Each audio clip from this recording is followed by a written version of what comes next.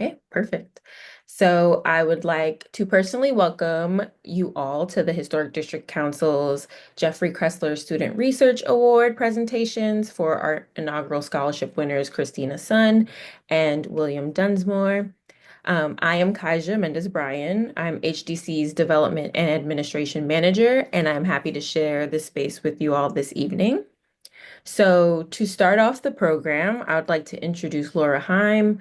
Laura is an award-winning architect with a firm located in historic Sunnyside Gardens, Queens. Her firm has a particular expertise in historic preservation and adaptive reuse slash renovation. She served as the chair of architecture on the steering committee of the Sunnyside Gardens Preservation Alliance, as president of the AIA Queens chapter, and was on the board of directors of AIA New York State. Most recently, she was the co-chair of the AIA New York Fellows Committee from 2021 to 2023, and is currently an active HDC board member. And Laura frequently collaborated on historic preservation work with her late husband, Jeffrey Kroessler, which the award is named after. So, Laura, I will now pass it off to you. Thank you. I'm so pleased to welcome the winners of the first annual Jeffrey Kroessler Student Research Award and look forward to hearing their research presentations this evening. This new juried award was established by HDC in honor of the late Jeffrey Kroessler, who was a champion of preservation in New York City and committed to the education and development of upcoming preservationists. The award is open to current and recent graduate students from architecture, historic preservation, urban planning, and history programs. Applicants submitted writing samples, an abstract, introduction, and chapters, or a culminating work such as a thesis, which explores an original topic relevant to the preservation community in New York City. At least one $1,000 award will be presented each year, and the award recipient will have an opportunity to publicly present their research to peers and preservationists, which is what's happening this evening. To provide some background, Jeffrey Kroessler was a professor at the Lloyd Seeley Library of the John Jay College of Criminal Justice, CUNY. He served on HDC's board of directors and advisors for 36 years. As a preservationist, author, educator, librarian, and historian, Jeff assisted in crafting HDC's advocacy strategies and educational programs on preservation across the city. He authored Sunnyside Gardens Planning and Preservation, a Historic Garden Suburb, New York Year by Year, a Chronology of the Great Metropolis, Historic Preservation in Queens, among others. A passionate New York urban historian, he had a particular expertise in the remarkable and understated borough of Queens. And I'm delighted to report that his final book, Rural County Urban Borough, A History of Queens, will be posthumously published this June 2025 by the very enthusiastic Rutgers University Press. The proofs are due Monday. Stay tuned. With his training and as an academic historian, he uniquely promoted the recognition of everyday spaces and neighborhoods, which were historic and worthy of preservation. He taught throughout his career and was known for his dedication to helping students achieve their full potential. I was honored to serve on the first award jury with the distinguished writers Diana Budds and Thomas Rinaldi. In this first year, the submissions were of very high quality, varied in topics, and represented a range of schools. Our discussion about the topics and writing samples were animated and incisive. We were pleased with the results of our first award cycle and thank all who participated, as well as our generous award donors. We encourage graduate students currently completing research on original topics relevant to the historic preservation of New York City to submit next year, and there will be further information about this process later in the program. But now we're going to turn our attention to the research presentations by William Dunsmore, Bard Graduate Center, and Christina Sun, Columbia University. William's thesis, A Winter Temperature in the Summertime, Preserving 19th Century Lagerkellers and German-American Heritage, and Christina's thesis, Invisible History of the Chinese Americans, Economic Lifelines, Spatial Interpretations of the Pillar Industries of Chinese American Community in Manhattan's 1930s to 1980s, Manhattan's Chinatown, 1930s to 1980s, both address the cultural history of immigration, industry, and everyday spaces, which provide a memory of that time. Let's listen and learn from our inaugural award winners. Enjoy. Thank you, Laura. So we will now get into our presentations. So first, we'll have William Dunsmore highlighting the work from his thesis, A Winter Temperature in the Summertime, Preserving 19th Century Lager Kellers and German American Heritage. Take it away, William. Thank you.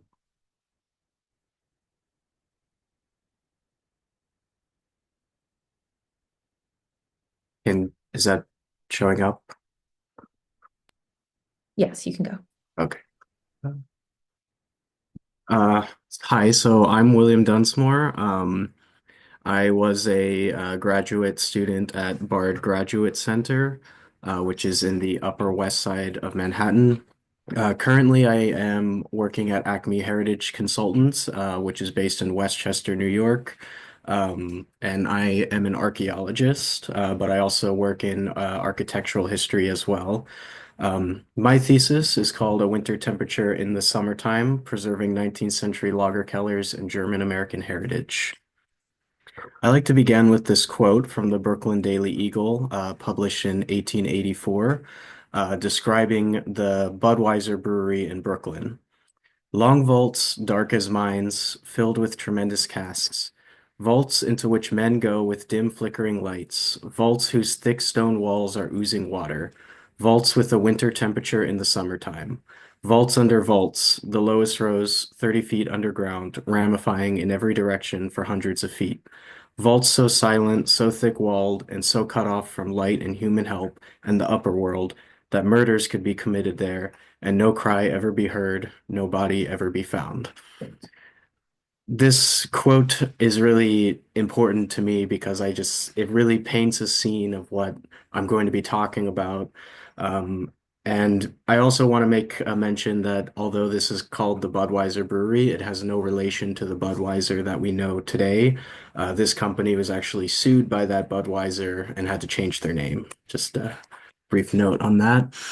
And I just want to paint a picture a little bit of the time period that I'm looking at, which is the mid-19th century. So this is a period of rapid immigration in the US from Europe, particularly from Ireland and Germany. And this was fueled by bad harvests and faltering economies. And immigrants spread throughout the US into major cities, including St. Louis, Milwaukee, Chicago, Minneapolis, and St. Paul, and of course, New York City. But when the immigrants came to the US, there was a lot of pushback from from what we would call Americans. And there was really a trifecta of problems that they faced.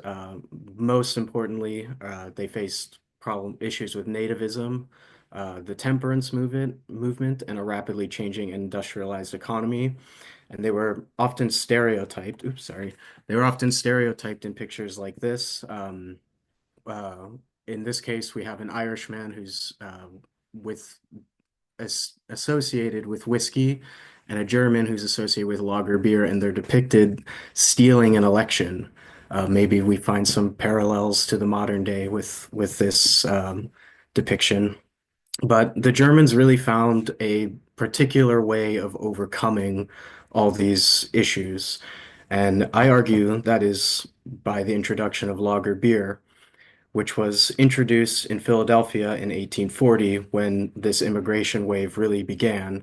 And beer existed in the US before this, but not lager beer. At the time, it was only English style ales, which are a top fermented beverage, and they're fermented at warmer temperatures. And they were often described as half muddy, half sour, muddy, and intoxicating, and really kind of unpleasant to drink. But the Germans brought the lager, or the yeast required to brew lager, which, unlike ales, it fermented at the bottom, and it required a cooler temperature. And this was described as pale, light-bodied, clear, and effervescent, so a much more kind of appealing description.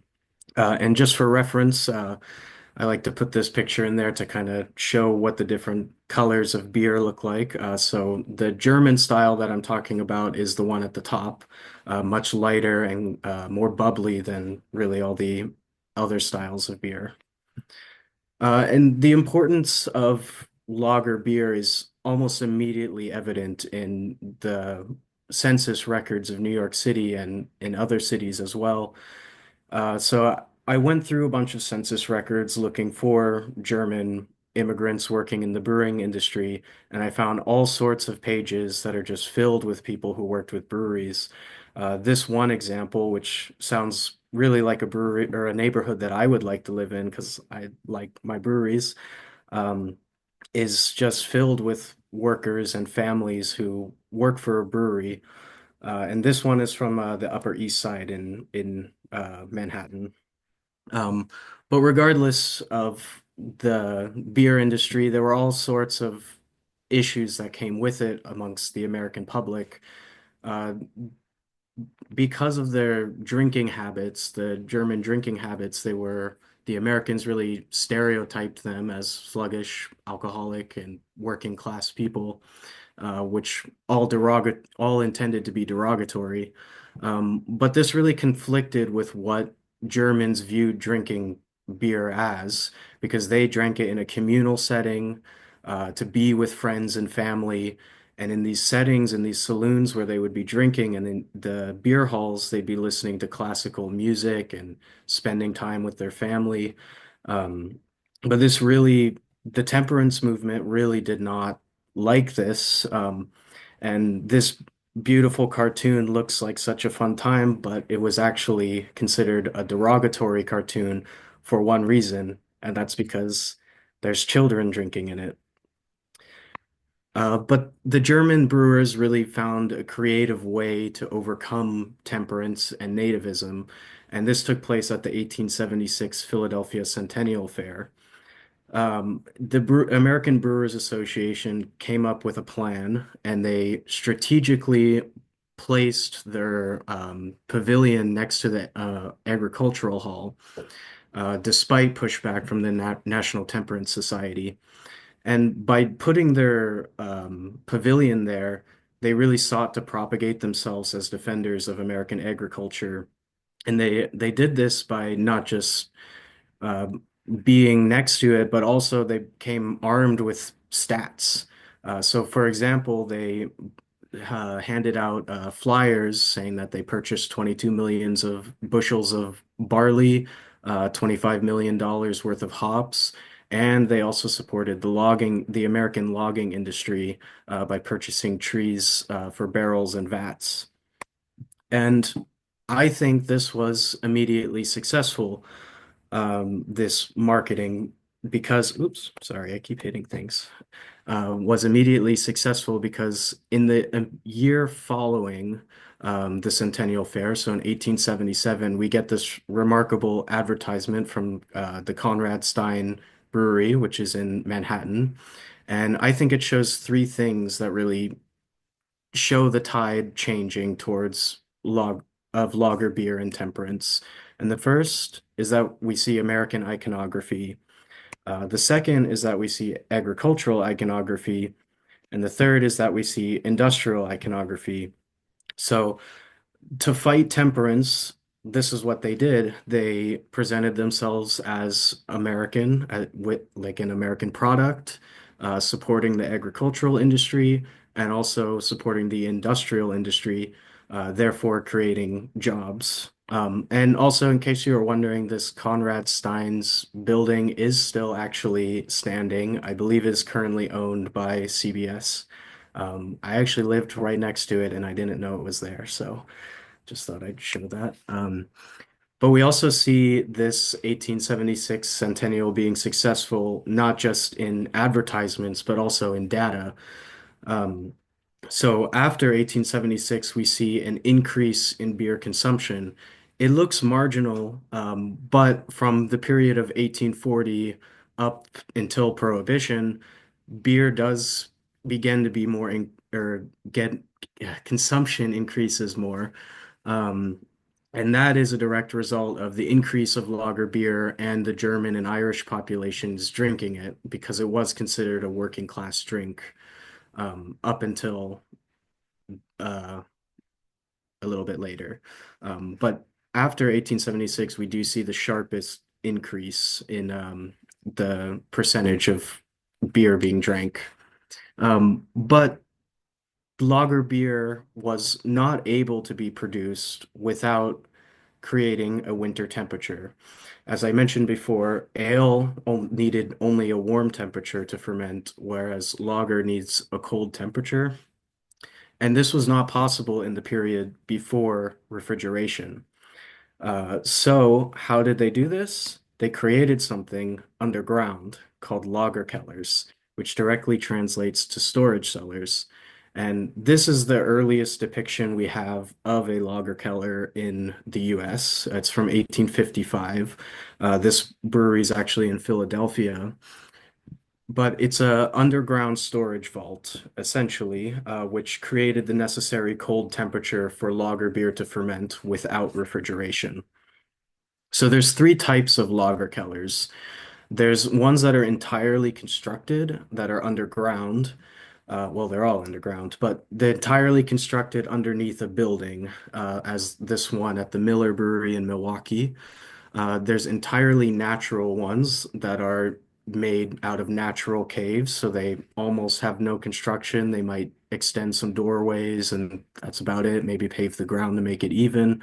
That's really common in places like St. Louis, where St. Louis is on top of a natural cave system. And then there's ones that are kind of partially constructed and partially natural, and these are called Felsenkeller, um, which means rock cellar. And these are essentially taking the bedrock and we're making a cave into it. That way you have a natural cave. And often they're reinforced with brick or masonry. Um, but I was wondering then, what type does New York have? And I found, interestingly, there's two different types. In Brooklyn, I found that they were all the lager cellars I could find were made either of masonry or of brick, so they're the fully constructed type. Whereas in the Bronx, they're all the Felsenkeller type, where they're bust or dynamited out of the um, bedrock. And I wondered, why is that happening? And luckily for me, right when I was asking that question, these two beautiful maps got published. And they show the bedrock elevations. So everywhere where it's more red, the bedrock is higher. And and on the one on, I think it should be on your right, the one with the darker red, that where it's red there is where there's less soil above the bedrock. So to me, that suggests that places where the bedrock is higher, there should be more of the Felsenkeller type, and where it's lower, there should be more of the fully constructed type because it would be too expensive, both in terms of labor and money, to get down into the bedrock to make these lager cellars. And so, oh, here's some more example pictures. I thought I put those earlier, but I guess not. But yeah, we can see kind of the man-made cave, and then on top of the vaults as well in Brooklyn. So I went around looking for every single lager cellar I could find in New York City, and I only found 15, which seemed shockingly low. I found none in Queens, which wasn't very surprising, but I found some in Staten Island, Bronx, Brooklyn, and Manhattan, and they do follow the trend of the bedrock map. So in Manhattan, um, actually, Manhattan, I'll come back to in a sec because that's a weird case study. Brooklyn, they're all under the fully constructed underground vaults, but in Bronx and Staten Island, they're actually carved out of the bedrock. In Manhattan, that it's actually interesting because I haven't found any of the bedrock ones. They've all been actually fully constructed underground, and I believe I haven't found a reference for it, but I believe that that is because space was limited in Manhattan, so they couldn't build them behind the brewery. They had to build them under. So they had to build these constructed brick ones.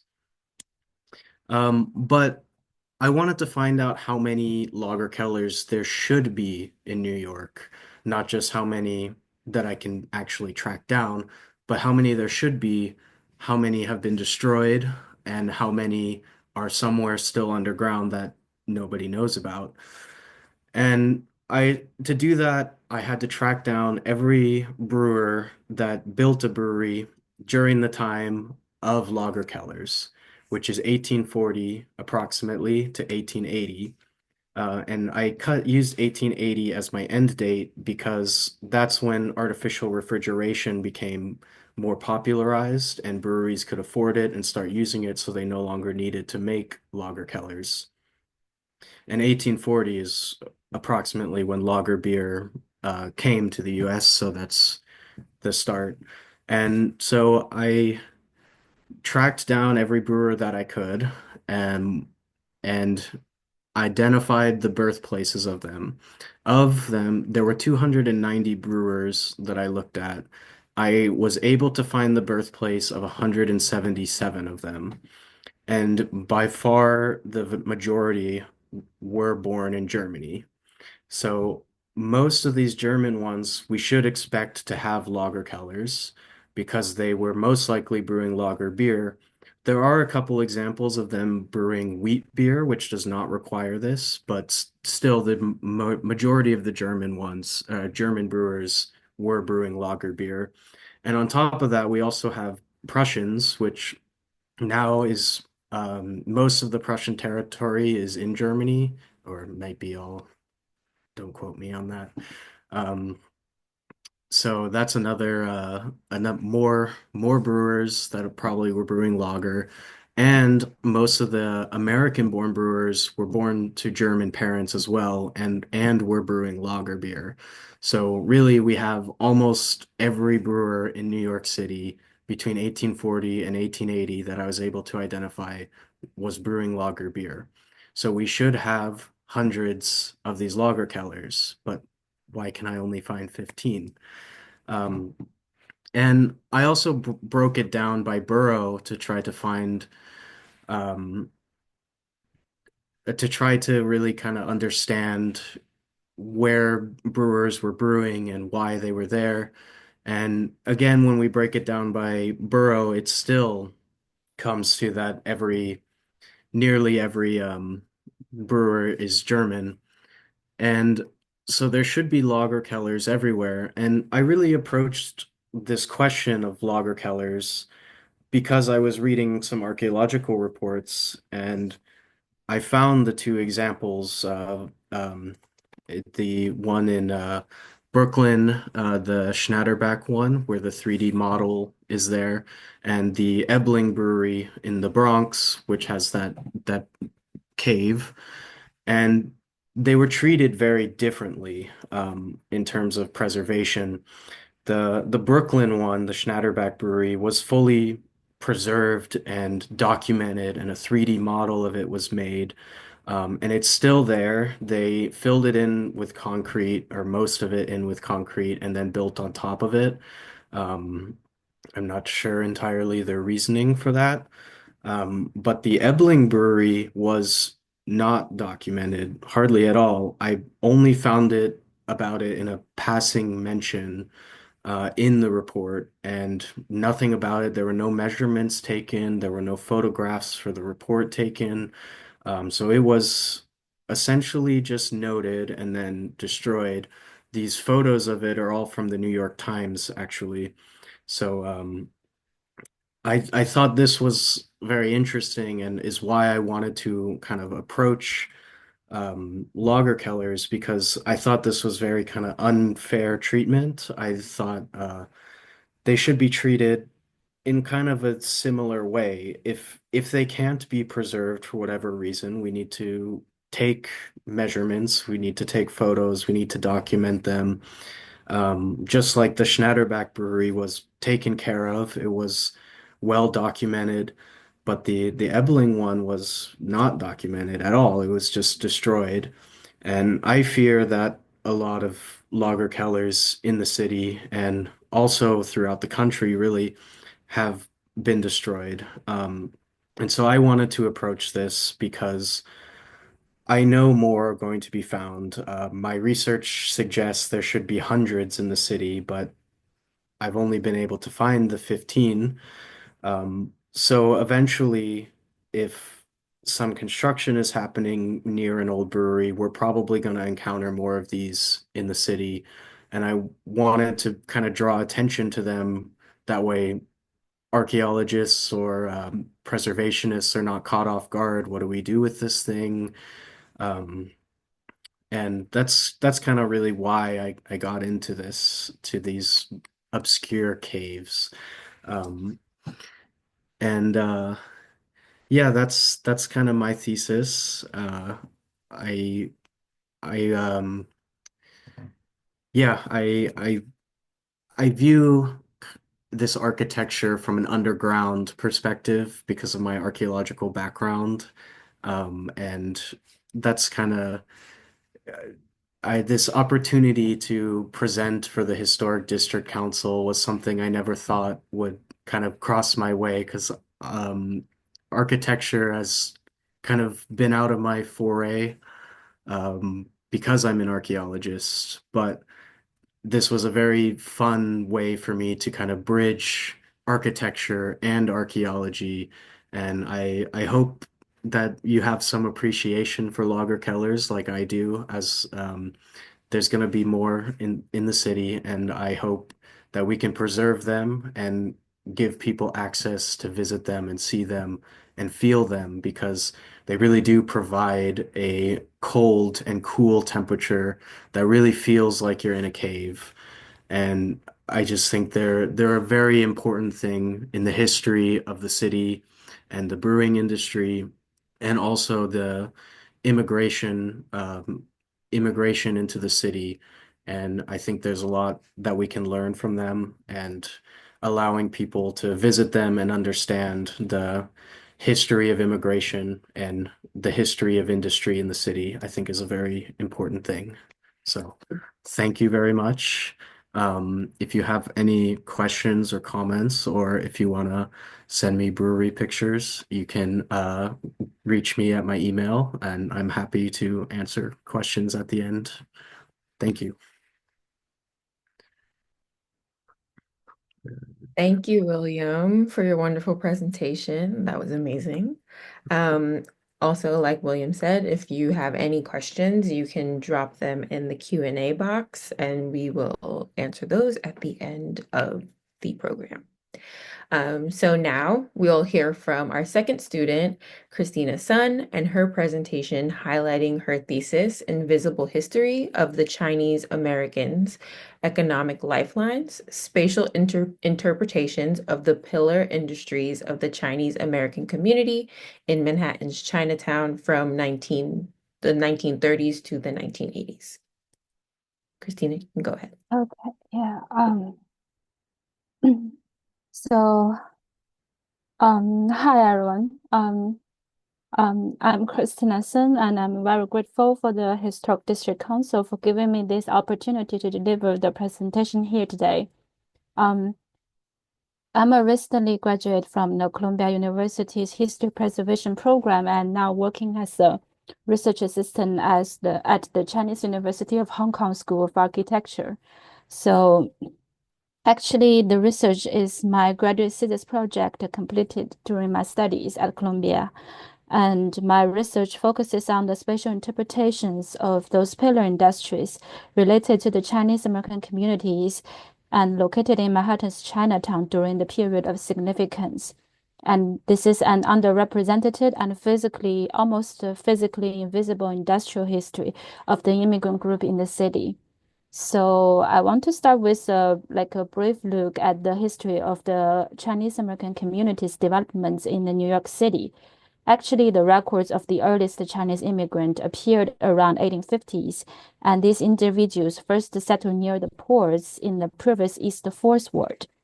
And although there are no specific date for the founding of the Manhattan's Chinatown, but scholars generally agree that it took shape in the late 1870s, and its location was near the Chatham Square on Manhattan's Lower East Side, within a triangular area enclosed by three streets. As an iconic immigrant enclave, Chinatown was taking shape. Tensions between laborers along with, oh, sorry.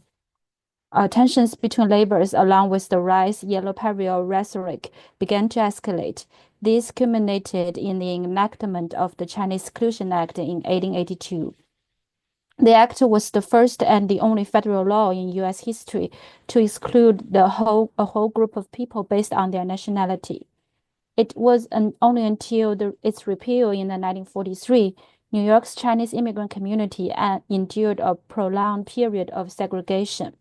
Following a recovery phase in the 1950s, the Immigration and Nationality Act of 1965 fully reopened the immigration, and this influx further expanded Manhattan's Chinatown. And in 1980s, satellite Chinatowns emerged in Queens and Brooklyn, while the historic Manhattan's Chinatown experienced gentrification. And these changes continue to influence the area today, contributing to the formation of Chinatown as a sort of tourist destination. So actually, paleo industry refers to sectors that a community has engaged in for extended period and heavily relied upon economically. Among New York's Chinese immigrant population, due to the combination of both social constraints and emotional inclinations, there was a historical period during which most people within the community worked in the same industries. From 1870s to the 1960s, the dominant sector was the Chinese laundry industry and food-related sectors. And then after the new immigrant wave, the Chinese garment industry gradually replaced the laundry industry as the important pillar industry and also the food-related sector still play its important roles. So in my research, I draw on the perspective of several scholars that choose to regard the laundry industry and the garment industry as the community's economic lifelines. Laundry industry provided immigrants with means of survival during a time of economic hardship, and at its peak employed nearly 1/3 of the population of the community. And the garment industry, on the other hand, created job opportunities for female immigrants, balanced the community's economic structures, and laid the foundation for the future development of many Chinese families.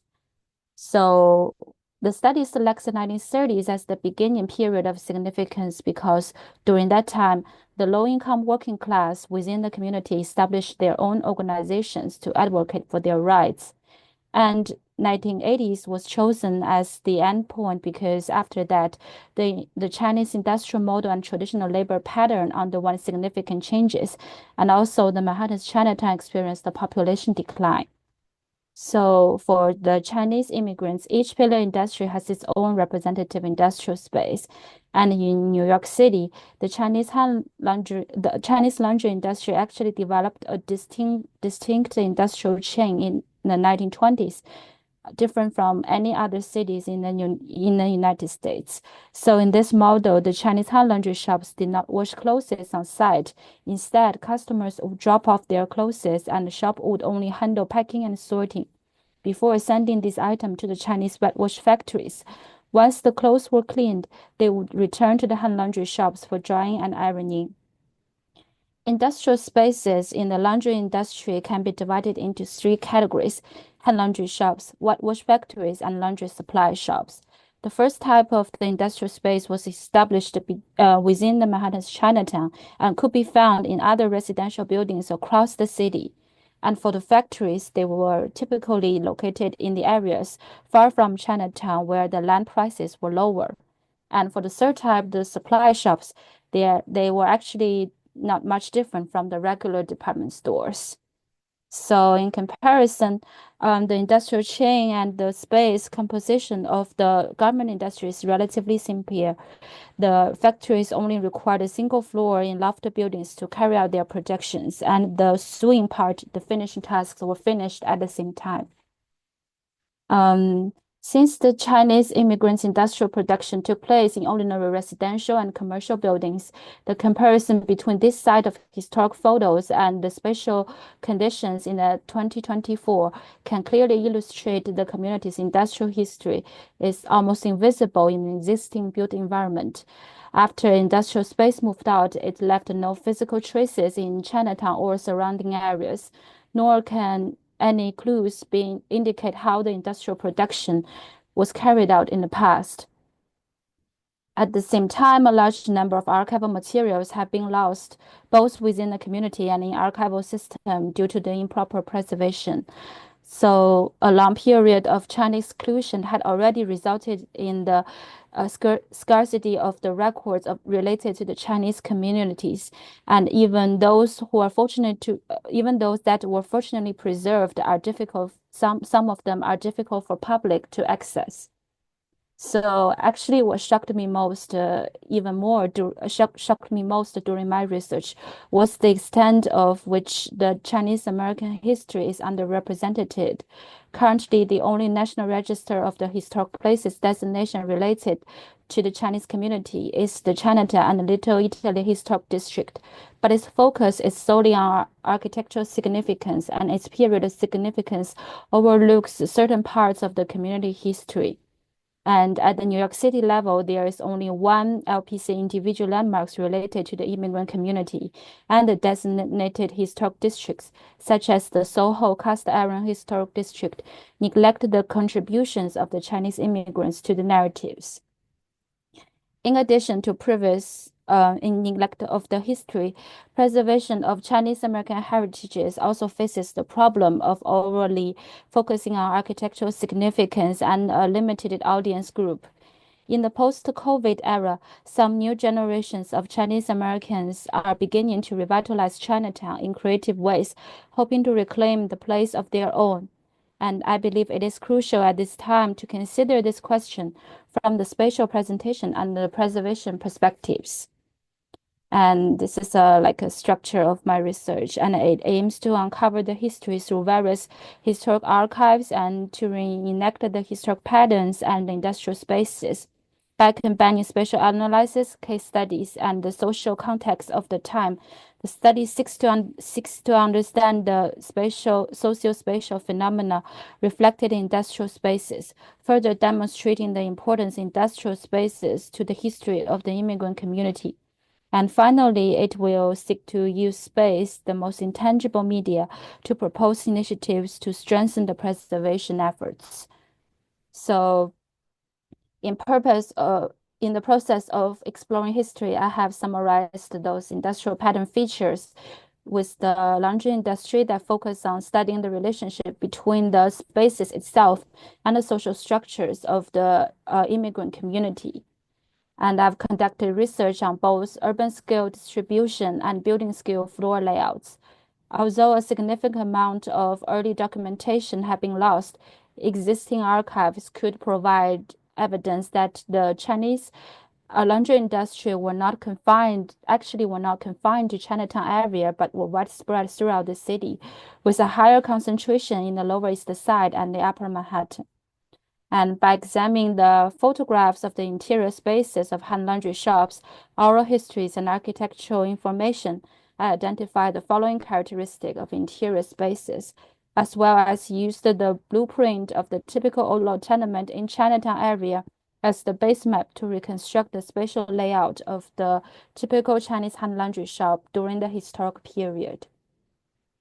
Through the case study process, we can notice that the hand laundry shops located in Chinatown were all situated in tenements or row houses. And if the shop was situated in a tenement, they occupied only one side of the building for the storefront. And if it is located in a row house, it will use the entire floor for the businesses.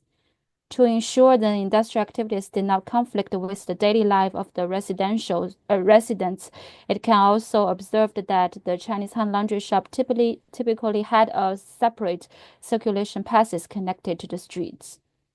And similar socio-spatial research methodology is applied to the study of the Chinese garment industry later. And for the urban scale distribution pattern, factories were relatively concentrated, and their peak period in 1970s and the 1980s mostly around the Chinatown area.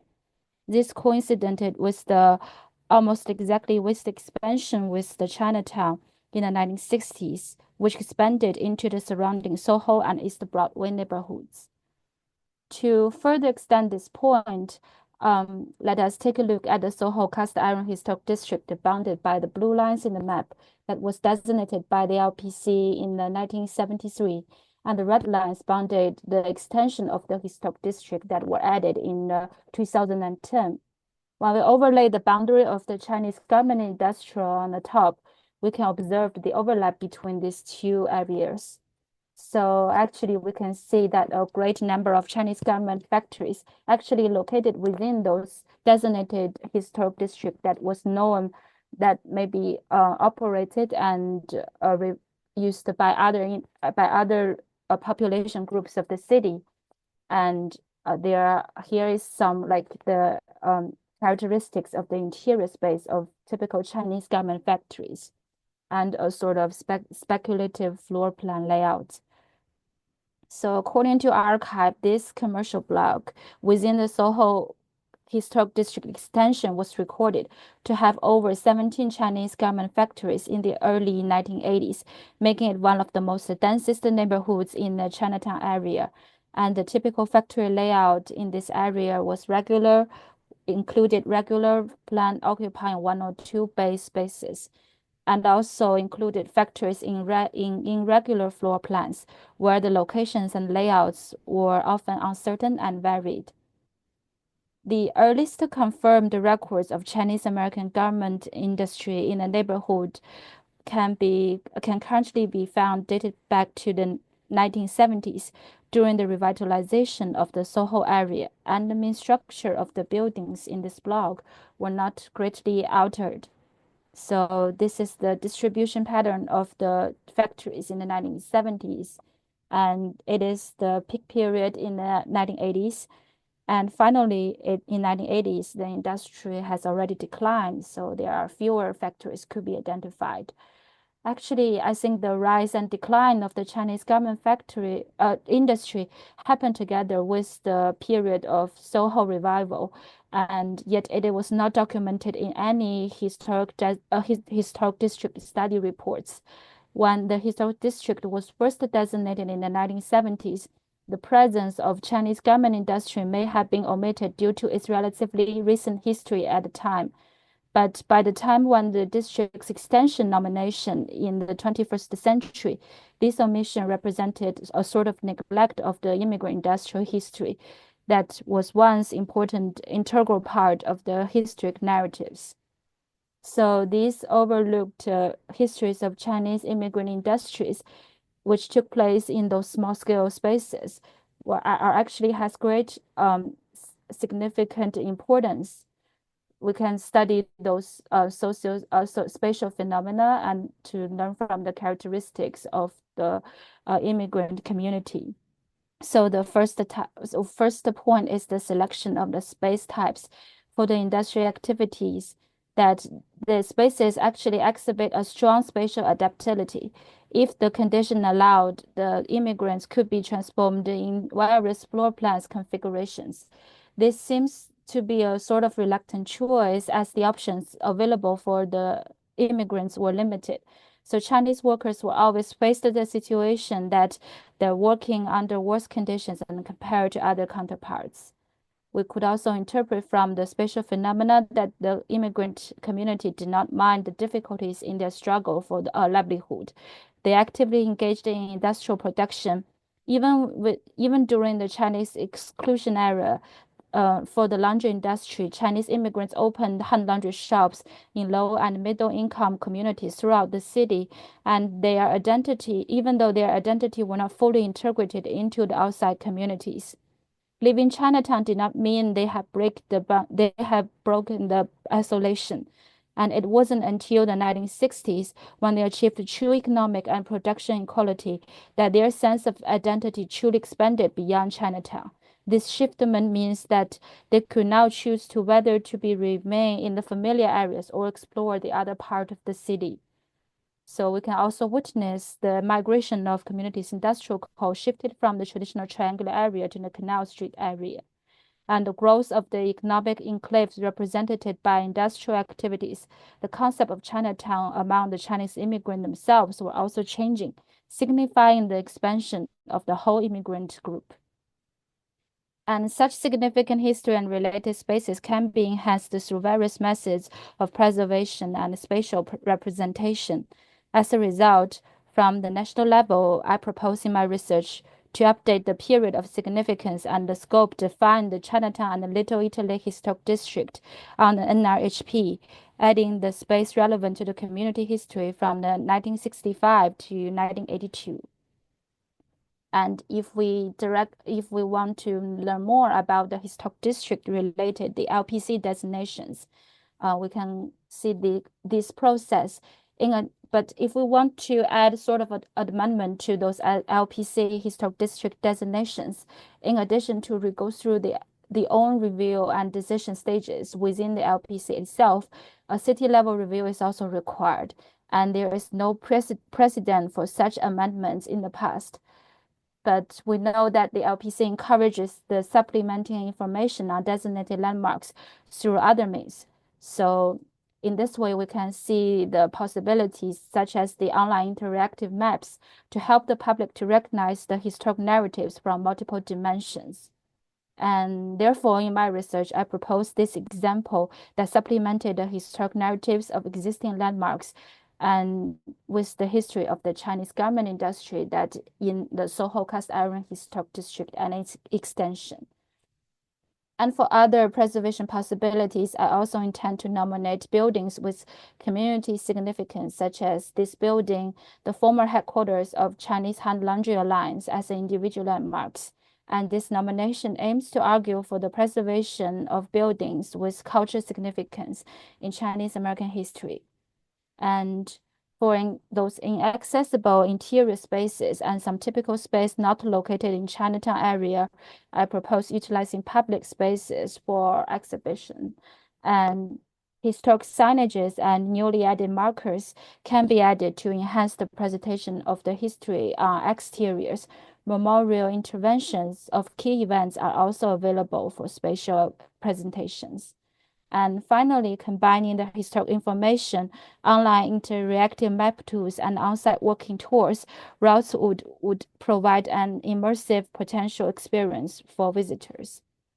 So that's almost the end of my research. And actually, during my research process, I was encountered a situation where I found a source of the archival materials, but lacked of time to analyze the process in detail.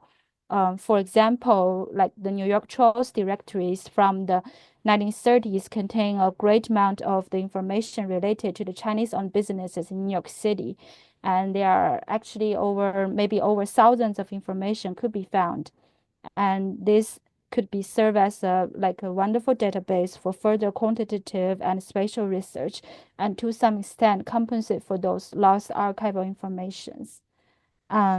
I'm still trying to work on to continue this kind of research, and related studies could also be extended into other time periods or other type of spaces, and maybe other Chinese immigrant enclaves in the New York City. And that's all for my presentation. And thank you all for listening. And if you have any questions or to say archival material information, you can also contact me through email. Thank you. Thank you, Christina. That was a wonderful presentation. I would just like to say we're so proud of having both of you as our inaugural research winners. We truly believe that your research really captured the historic preservation efforts that we're trying to reach within New York City, and to have that with emerging preservationists, and William, a new emerging preservationist. We're happy to have that be the case. And also, before I quickly speak about the award cycle itself and the upcoming one, I would like to thank Diana Buds and Tom Rinaldi for their efforts as inaugural jurors as well, and the constituents that made this award possible, with their generous contributions for future preservationists to also receive this award in years to come. So, a little bit of information about the research award. Laura did touch on some points, so I will keep this very brief. But it is an annual juried award highlighting original graduate level research on topics relevant to historic preservation in New York City.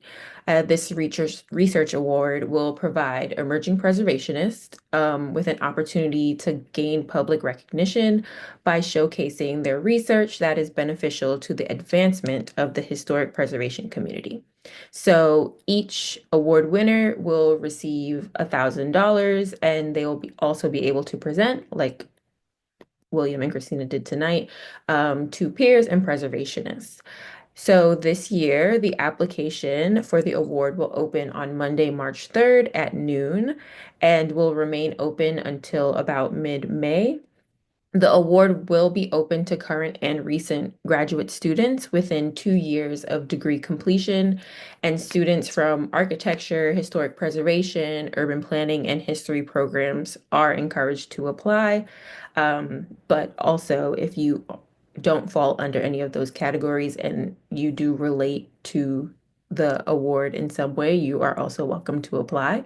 And if selected, recipients will be honored at our Grassroots Preservation Awards that are usually held in June, and they'll also be presented with the award then.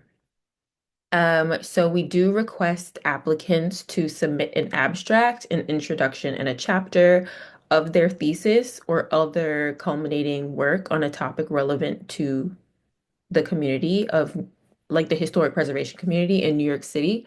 And then we leave that to each applicant to make their case in a brief project summary about it on the application. And then applicants are not limited to complete work, so it doesn't have to be a academically submitted thesis. It could be in progress. And so to apply and for future updates, please visit our website, hdc.org.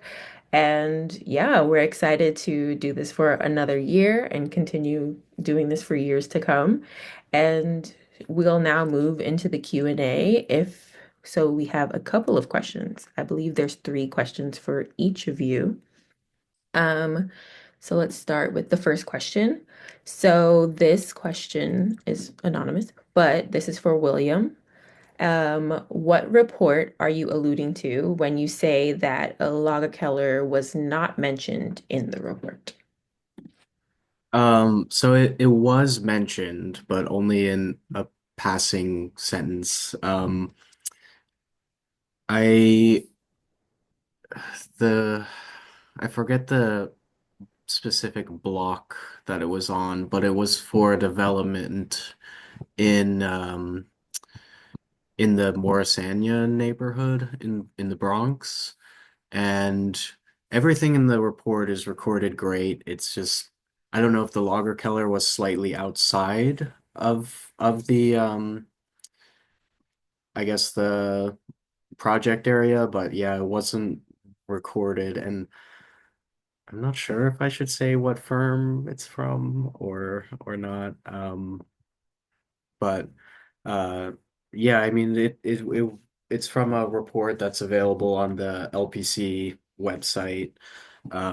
And the report did record everything, but for some reason the logger keller was left out. And yeah, it's on the LPC website. I don't have the specific name of the report off the top of my head. I'd have to dig through my files. I hope that is an okay answer. Here with me. Um, so we have another question for William, and this is from Francoise. This was a fascinating presentation, she states. In an ideal world, how would you like to see these preserved? So I think that depends on the context.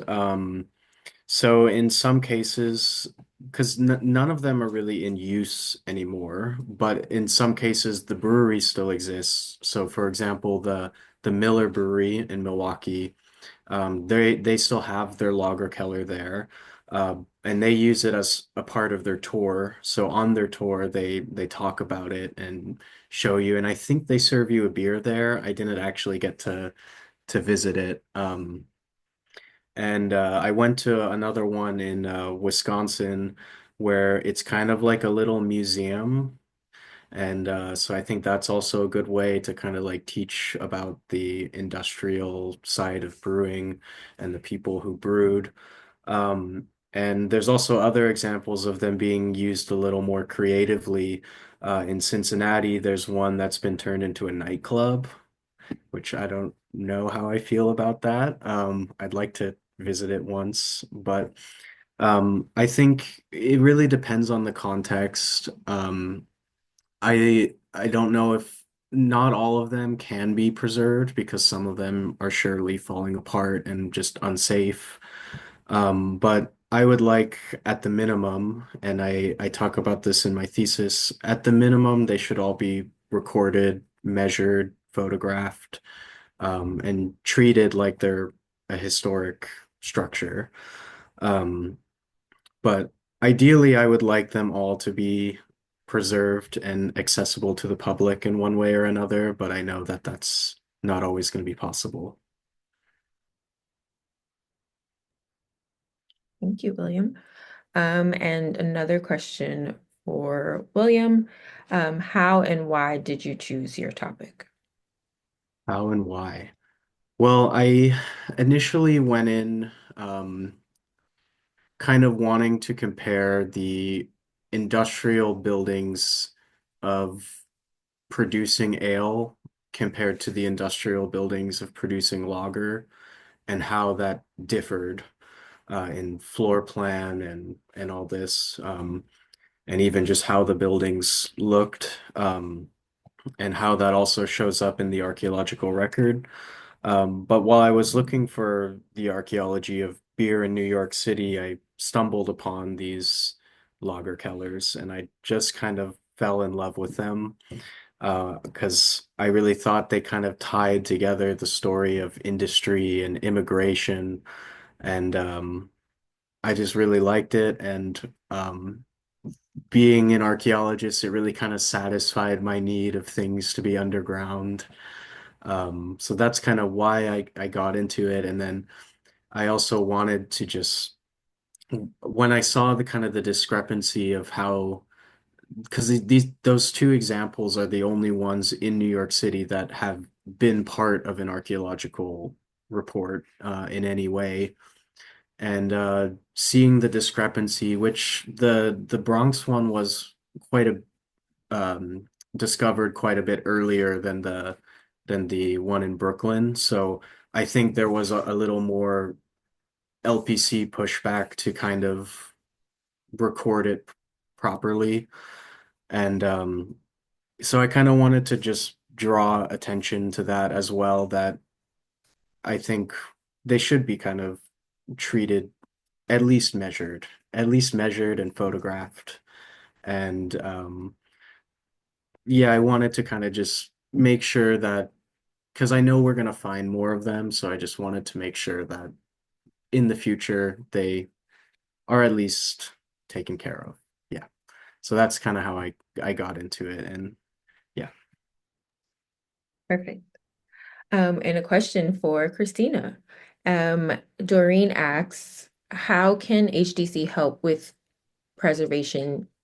you with preservation endeavors? And then she said, amazingly inspiring presentation. Your research honors Jeffrey's legacy, and I'm grateful to the both of you. Your research is exceptional. Thank you for your tremendous effort.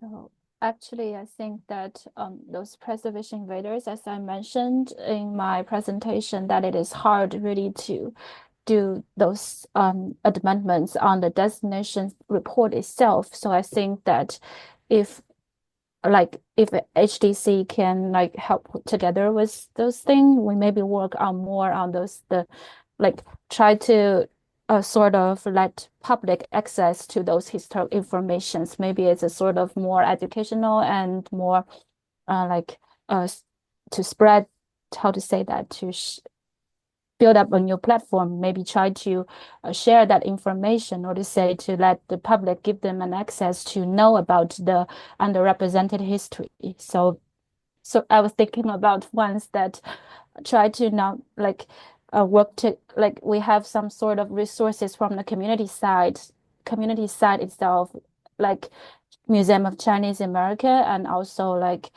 Ch from Chinese immigrant community that they try to like promote the immigrant history to larger audience group in the city. So I was thinking about maybe from preservation parts and the community part itself is a sort of cooperation platform to introduce the history and to show them online, maybe more like future. I was thinking about exhibition. I have no idea like if there are sort of like in the historic district, maybe there's a sort of like a special part that may be related to the immigrant community. If we could like represent that history in that way, maybe it's a like a thing to like promote those preservation efforts.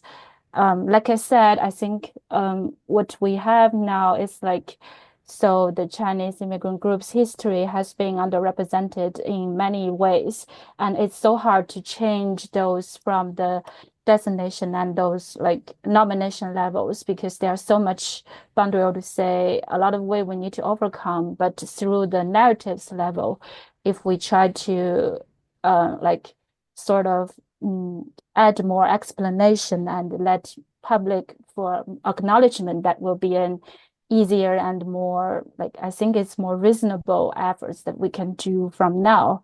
And as our efforts like accumulated from time to time after time, there may be larger like one step more for more designated sites.